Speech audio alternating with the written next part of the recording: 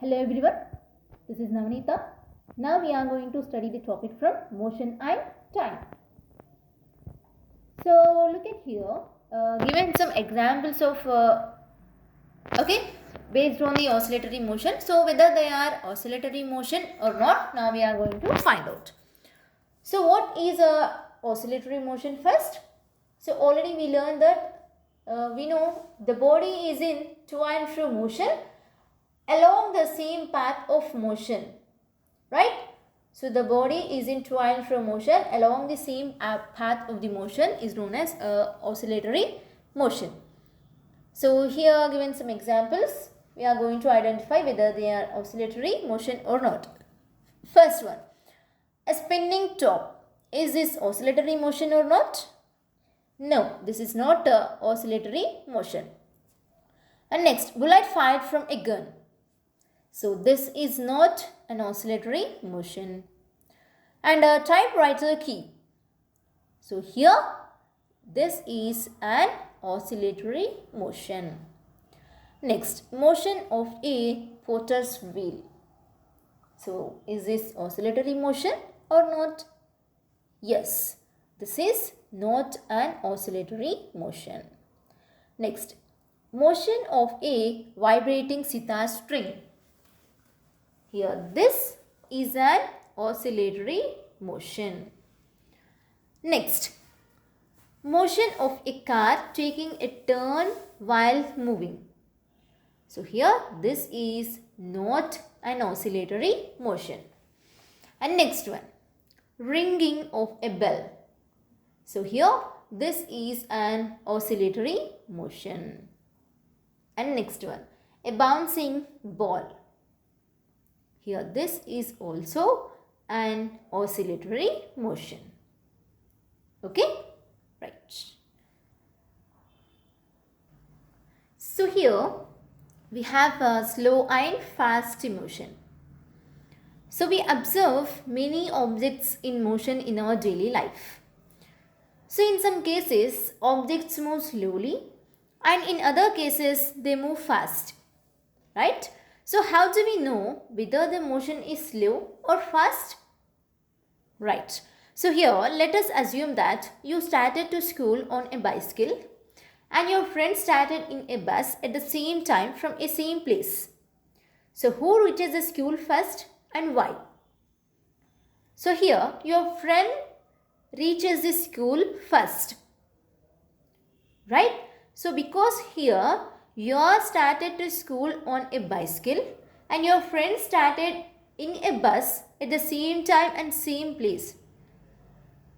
Because here the bus move very fastly when compared to bicycle, right? So that's why here your friend reaches the school first. So do you find any difference in the time taken by bicycle and bus to reach the school? Yes. Here we can find difference in the time taken by bicycle and bus to reach the school. So here bus can reach the school in less time as much as compared to bicycle, right? So here comparing the motion of objects. So observe the following pairs of objects that are in motion. Compare their motions and decide which move slower and which move faster. Right. So here, in first one given a pair of objects in motion given. First one aeroplane and train. Here in these two, which one will move faster and which one will move slow? Right. So here aeroplane will move faster and here train will move slower. Right? And next to pair given, bus or auto rickshaw and rickshaw. Here in these two, which one will move faster and which one will move very slowly? So here, bus or auto rickshaw will move fast and rickshaw will move slowly. And next pair given, option A bicycle and option B scooter. So here when we compare these two pairs of motion objects, Here bicycle will move very slowly and scooter will move fastly. And next, fourth one given, elephant and cheetah. So here when compare these two animals here, elephant will move slowly and cheetah will move fastly. And next, the pair of animals given here, dog, buffalo. So we know here dog will move fastly and buffalo will move slow. Dog will move fastly and buffalo will move slowly. Okay, so here. Right. And the next one here, next pair given, man and horse. So here which one will move fast here? Yes.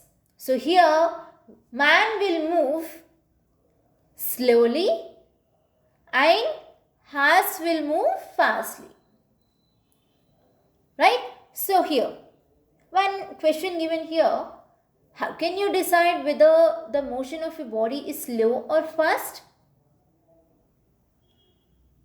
Right. So, do we need to know about distance covered, time taken by the body in motion to decide whether the motion is slow or fast?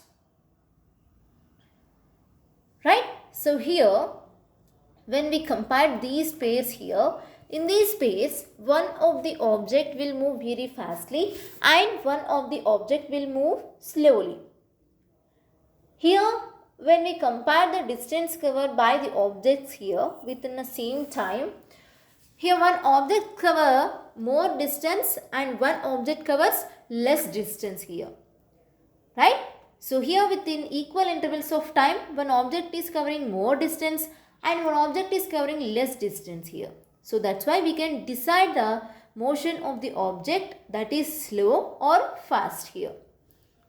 So here let us look at details of a running race given here. So Priya, Karthik, Divya and Kiran participated in a 100-meter running race.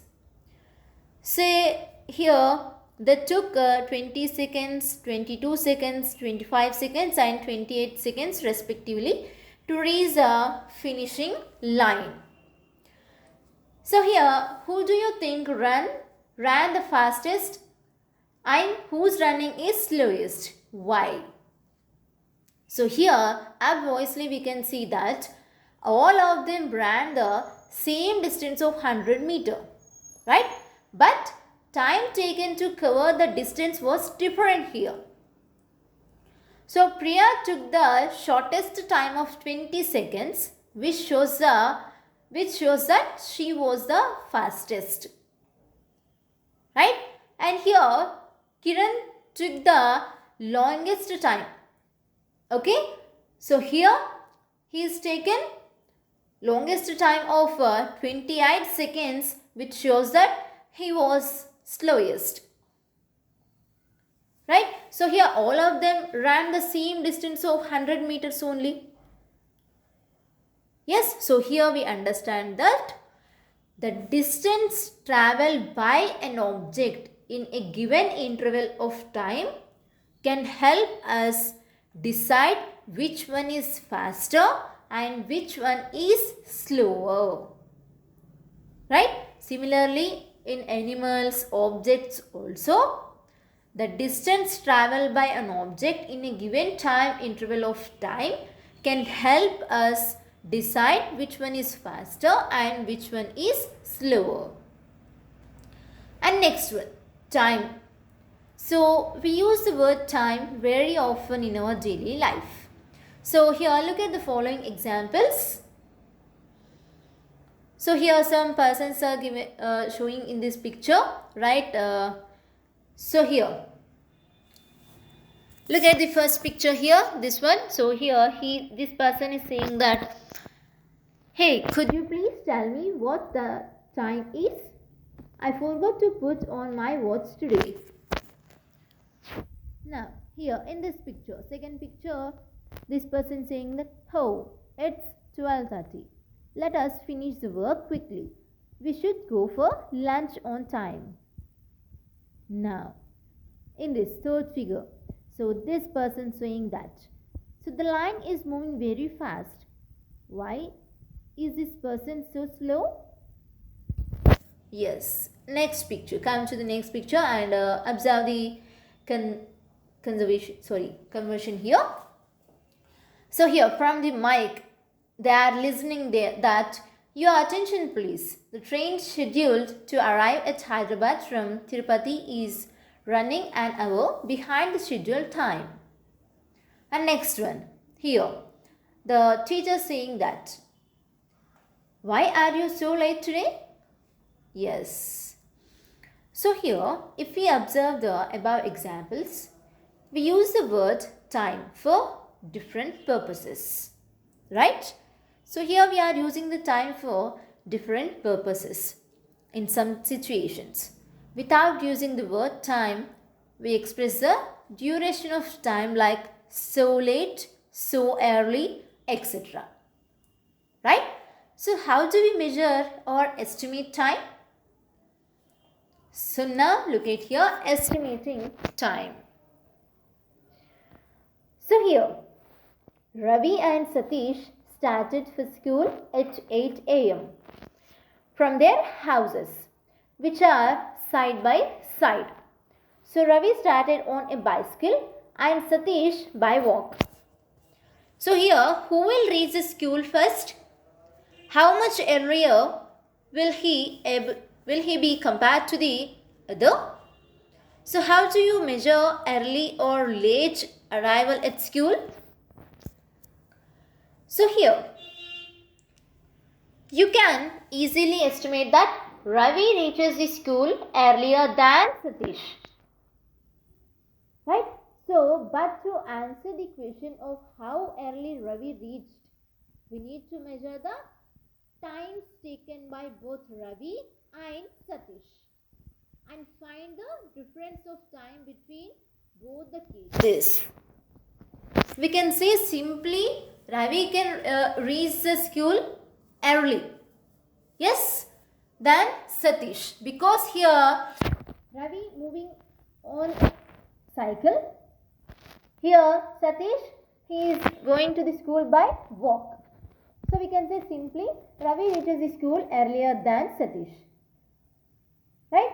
So here to measure the time, here we need to measure the time taken by both Ravi and Satish. And we have to find the difference of time between both the cases. Okay? For this we need time measuring instruments like watches, clocks, etc. Okay? So here, can you try to give some more examples of how to measure time in addition to watches? So nowadays we use different instruments like electronic clocks, digital clocks, quartz clocks, etc. to measure time. Right? So a few decades ago people used pendulum clocks that have now become rare. So here, like minutes and hours, week, fortnight, month, season, annum are also units for measuring time. So sand clock, water clock, sundial, etc. were used earlier instruments for estimating time. Okay, now measurement of time using stop clock. So stop clocks are used to measure time interval between occurrence of events accurately. Okay, so here these stop clocks are used to measure time intervals between occurrence of events accurately. So you might have seen stop clocks in the laboratory. Okay, so we use stop clocks in the laboratory to measure short intervals of time like time taken for completion of chemical reaction, time taken by the pendulum for one oscillation, etc. And we also observe the stop clock in competitions also, like a running race, right? So bike races, So they will observe these stop clocks. Okay. So there also they will use these stop clocks only. So nowadays we find stop clocks almost in all cell phones, right? So in all cell phones we have stop clocks. So in our daily life, stop clocks help measure pulse rate, etc. Right? So apart from these, they also help us to accurately measure the times in running races, swimming races, etc. Okay, so here let us try to measure time using a stop clock. So first of all, we need to take a cell phone. So go to setting and open stop clock option. So if you are not able to do this, take the help from your friend or teacher, right? So here measure the time taken for the events mentioned in the table. So events given here, we have to mention the duration of time here, right? So here ringing of long bell in the school. The next one given completion of prayer song and running 200 meters by your friend in the school ground and completion of pledge during school assembly. So here for all these events we have to measure the duration of time here, okay, and we have to write it in this table. And here which event has taken more time to complete? Let us know how much time does it take to sing the national anthem. So here units of time given. So depending upon the context, we express time in seconds or minutes or hours to specify the occurrence of and time taken by an event. So the basic unit of time is a second. Okay, so larger units of time are minutes and hours. So here units of time given. 60 seconds is equals to 1 minute, right? 60 minutes equals to 1 hour. 24 hours equals to 1 day. 365 days equals to 1 year. 10 years equals to 1 decade. 10 decades equals to 1 century. 10 centuries equals to 1 millennium, right? So here these are units of time here. And here the next one, speed. So many objects in the world around us are moving, right? So to compare how fast they are moving, we need to know their speed. So you may have observed the speedometer in motor cars, which tells us how fast the car is traveling.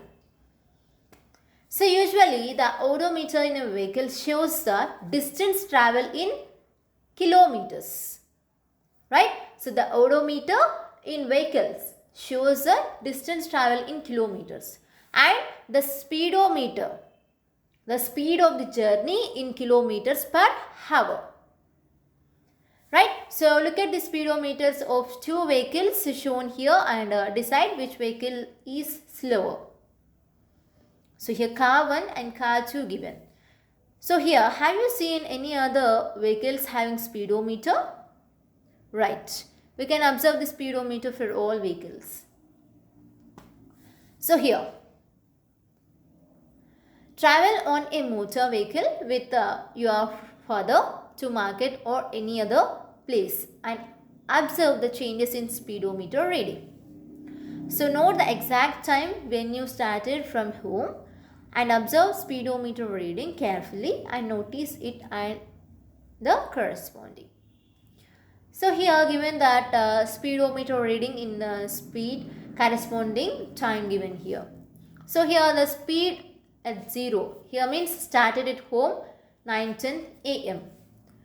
So here speedometer reading is 20. So here the time is 9:15 a.m. and here the speedometer showing 30 reading.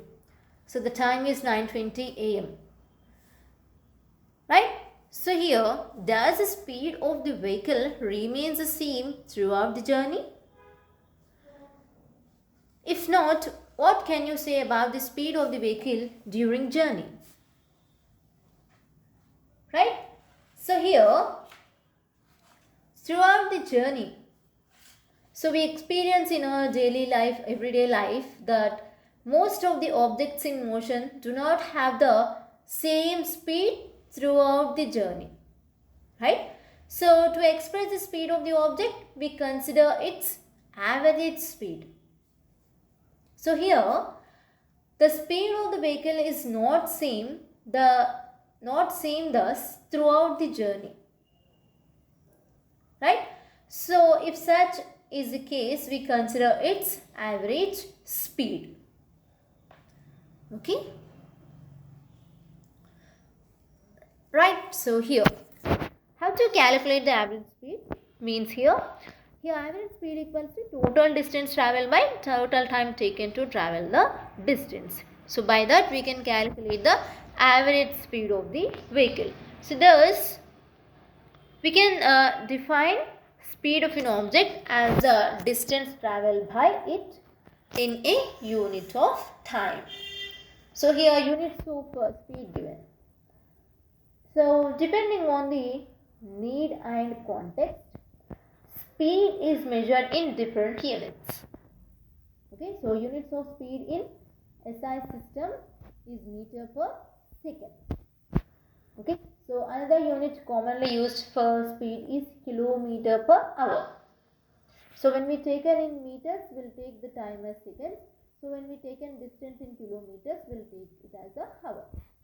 So here we know 1 kilometer per hour equals to 5 by 18 meter per second. So have we got here 1 kilometer per hour equals to 5 by 18 meter per second? So we know 1 kilometer equals to 1000 meters, right? And 1 hour equals to 3600 seconds, right? So when we divide these two, 1000 by 3600, right? 1000 by 3600. Here 2 zeros gets cancelled. So we can cancel these two. 10 by 36. That is 2 5s are 10 and 2 18s are 36. So here we got 5 by 18 meter per second. So we can write simply 1 kilometer per hour equals to 5 by 18 meter per second. Okay, so here if we travel 1 kilometer in 1 hour, it means we travel 5 meters in 18 seconds. Okay, so here consider a car driven on a road. A person seated beside the driver recorded the distance traveled after every 10 minutes by noting the distance reading in the odometer. So here the distance traveled by the car at different instances of time is as follows here. So look at here this table. So time given and a reading of distance covered given. So at the time of 0 minutes the distance covered 0 kilometers. And at the time of 10 minutes the distance covered here 15 kilometers. And at the time of 20 minutes here distance given 25 kilometers. And at the time of 30 minutes the distance covered 38 kilometers. And at the time of 40 minutes the distance covered 60 kilometers here, right? So here, what is the total distance traveled by the car? Right? So here the total distance traveled by the car 60 kilometers. Right? So here, what is the time taken to travel the distance? So here the total time taken 40 minutes. So how do you find the speed of the car? So by seeing this odometer we can find the speed of the car. So is the speed of the car uniform throughout the journey? No. Here the speed of the car is not uniform throughout the journey, because here the distance covered by this car changed here 0 to 15 kilometer, again 15 to 25, 25 to 38, 38 to 60, right? Here the distance between one point to another point is not equal. So here this is not uniform throughout the journey. So here we notice that car has covered unequal distances in equal intervals of time. So which shows the speed of the car is not uniform, right? So to find the speed of the car in the journey, we should calculate the total distance traveled by the car and total time taken to cover that distance. So here given that total distance traveled by the car equals to 60 kilometers. Yes, just now I explained this. So time taken equals to 40 minutes here. So here the distance must be either in meters or kilometers. Okay. So and time in seconds or hours. Right. So we express the speed either in meters per second or in kilometer per hour. So in this example, distance is 60 kilometers and time is 40 minutes here. So we know 1 hour equals to 60 minutes. So here 40 minutes equals to, we can write 40 by 60. So that means 2 by 3 hours. So here we can write speed equals to distance traveled by time taken. So 60 kilometer by 2 by 3 hours. So we can write 60 into 3 by 2 kilometer per hour. So here this 2 ones are 2 30s are, it will cancel. So 30 into 3 equals to 90. So 90 kilometer per hour. So the car traveled with an average speed of 90 kilometer per hour. Here one more example given that the speed of a bus is 70 kilometer per hour. So whereas the speed of a car is 12.5 meter per second. So which vehicle moves faster here? So here to compare two speeds, they must be expressed in the same units, right? So here in this above example, the speed of the bus is expressed in kilometer per hour and the speed of the car in meter per second. So to compare these speeds, one of them must be converted into other. So here speed of a bus 72 kilometer per hour. So we can change here speed of car equals to 12.5 meter per second. So here 1 kilometer per hour equals to 5 by 18 meter per second. And 1 meter per second equals to 18 by 5 kilometer per second, right? So here the speed of the car is, here we can write 12.5 into 18 by 5 kilometer per hour, which equals to here 45 kilometer per hour. So here we can say that from this, we know here bus speed of the bus here 72 kilometer per hour. Right? Here the car speed 45 kilometer per hour. So from these two we can say that the bus moves faster than the car. Okay?